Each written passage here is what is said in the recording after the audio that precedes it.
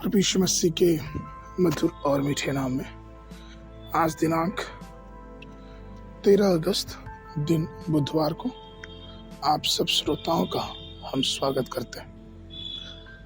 आज के दिन के लिए जो वचन है वो लिया गया है पहला यूहन्ना की पत्री उसका 5 अध्याय 14 पद। और हमें उसके सामने जो हिया होता है वह यह है कि यदि हम उसकी इच्छा के अनुसार कुछ मांगते हैं तो हमारी सुनता है। प्रियो, आज का विषय है परमेश्वर की इच्छा के अनुसार प्रार्थना। जब हम परमेश्वर की इच्छा के अनुसार प्रार्थना करते हैं तो प्रभु हमें उत्तर देता है। हमारी जो प्रार्थनाएं हैं वो परमेश्वर की इच्छा के बजाय कई बार मनुष्य या फिर हमारी खुद की इच्छाओं को अधिकतर प्रदर्शित करता है। यूहन्ना रचित सुसमाचार उसके 9 अध्याय के 31 पद में वचन कहता है, हम जानते हैं कि परमेश्वर पापियों का नहीं सुनता, परंतु यदि कोई परमेश्वर का भक्त हो और इसकी इच्छा पे चलता हो तो वह उसकी सुनता है। भजनकार भी भजन उसके 66 उसके 18 पद में यूं कहते हैं, यदि मैं मन में अनर्थ बात सोचता तो प्रभु मेरी न सुनता। याकूब इस बात को कहते हुए 4 अध्याय के 3 पद में कहते हैं, तुम मांगते तो हो और पाते नहीं, इसलिए कि बुरी इच्छा से मांगते हो ताकि अपने भोग विलास में उड़ा दो। प्रियो, परमेश्वर की इच्छा को जानना और उसके अनुसार प्रार्थना करना ये एक बहुत गहरी बात है और हमें ऐसा करना चाहिए। इसलिए तो यीशु मसीह ने जब प्रार्थना सिखाई तो उन्होंने कहा कि तेरी इच्छा पूरी हो।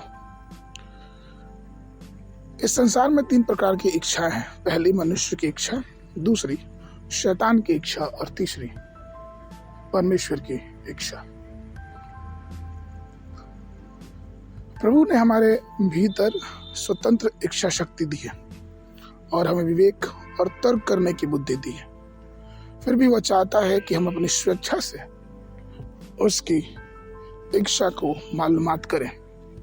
दूसरी ओर जहां शैतान पूरे संसार को और मनुष्य के हृदय को पाप में और पाप के तरफ मोड़ता रहता है, वह चाहता है कि मनुष्य पाप के अधीन रहे। परमेश्वर की इच्छा का अर्थ है कि हम अपने विचारों को, अपने जीवनों को, अपनी भावनाओं को परमेश्वर के हाथों में समर्पित करें। और ये तब होता है जब हम ये कहते हैं कि मेरी नहीं लेकिन परमेश्वर तेरी इच्छा पूरी हो।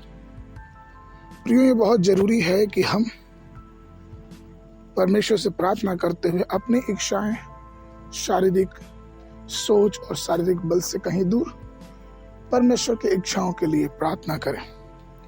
ये चाहिए कि हम परमेश्वर से दुआ करें और प्रभु से उसकी इच्छा जानने की लालसा रखें। आगे के वर्णन के लिए रोमियो की पत्री उसका 12 अध्याय 2 पद। और इस संसार के सदृश न बनो, परंतु तुम्हारी बुद्धि के नए हो जाने से तुम्हारा चाल चलन भी बदलता जाए, जिससे तुम परमेश्वर की भली और भावती और सिद्ध इच्छा अनुभव से मालूम करते रहो। बाइबल अध्ययन के लिए सुबह के समय भजन संगीता उसका 87 और 88 अध्याय, संध्या के समय रोमियो की पत्री उसका 13 अध्याय। परमेश्वर आप सबको आशीष देवे।